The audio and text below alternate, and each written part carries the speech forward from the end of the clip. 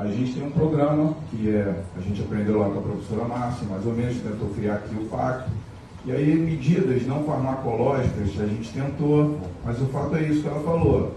A forma como a nossa comunidade lida com o nível de atividade, acesso, compromete tudo, desde a dieta até se movimentar, não fazer exercício, eu prefiro o nome, se movimentar.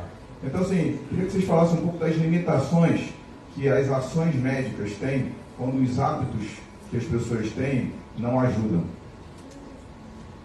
O que a professora Márcia falou se encaixa perfeitamente para as doenças da coluna também. A queixa de dor lombar é a principal queixa ortopédica nos consultórios. Praticamente 100% da população vai ter alguma queixa de dor lombar em alguma fase da vida. E isso está muito ligado, de fato, aos hábitos da população. Então, a gente aqui, quando atende um ambulatório, por mais que estejamos no hospital quaternário, a gente vê que a saúde primária é muito carente ainda, tanto na cidade quanto no estado do Rio. E a gente recebe muitos pacientes com dor lombar, tipicamente mecânica, justamente porque não tem uma orientação de exercício, uma orientação de dieta. E desde que eu assumi a chefia do grupo de coluna, em 2019, a minha ação tem sido, o meu foco principal tem sido tentar reduzir a fila, porque é uma fila antiga, cujos pacientes foram indicados numa fase que a gente tinha uma visão sobre a doença lombar diferente da que a gente tem hoje. A gente antigamente, tenho aqui o prazer de contar com dois colegas da Sociedade Brasileira de Coluna, o professor Robert, nosso atual presidente, o Carlos Tucci, também da diretoria. Eles sabem muito bem que no passado qualquer disco preto era clonidesado, mínimas alterações facetárias também eram clonidesadas.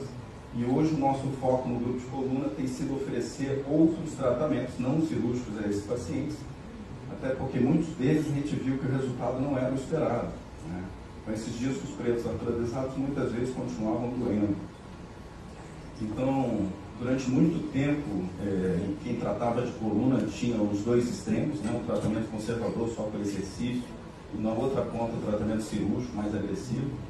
Hoje a gente tem no INTO outras propostas para o paciente, para tentar evitar uma cirurgia. A gente tem feito infiltrações, bloqueios facetários. Para quem não sabe, a gente tenta tirar o paciente daquele ciclo inflamatório que a professora Márcia falou bem, até para que ele consiga desenvolver os exercícios, para que com isso ele siga a vida com menos sintomas e até evitar uma cirurgia. Ricardo, como é que é operar? Eu tenho uma cicloescoliose da criança, que eu sei que vai progredir. Aí você tem o TRN, que veio transferido. E você tem aquela paciente que é a idade intermediária ativa, que tem uma estenose medular lombar e que também tem uma urgência relativa. Como é que monta o mapa para atender a todo mundo? Na prática, Márcio, a gente tem um cardápio já meio pré-fixado, porque de fato a gente tem diversas subfilas, mas eu tenho um acordo de marcar por mês determinado número de pacientes de cada subfila dessas. A gente tenta mesclar um mapa com, quando temos duas salas, muitas vezes até por deficiência de RH a gente tem perdido uma ou outra sala, mas quando temos as duas, que é a maior parte do tempo, eu tento mesclar cirurgias maiores com cirurgias menores, porque uma escoliose às vezes você sai daqui 9 horas da noite, cirurgias longas, extensas, que exigem uma neuromonitorização presente, mais de um cirurgião, e também aquilo que eu acho que foi você, o Roberto, falou, assim, que também não dá para marcar para qualquer cirurgião. São cirurgias que são mais complexas, que te tomam muito tempo, não só o tempo do centro cirúrgico, mas o tempo de internação. Quanto mais complexa a curva, maior o tempo de internação. Hoje a gente tem feito no INTO, para as curvas graves, a gente tem colocado os pacientes em tração pré-operatória, visando diminuir um pouco o tempo no momento do corpo centro cirúrgico.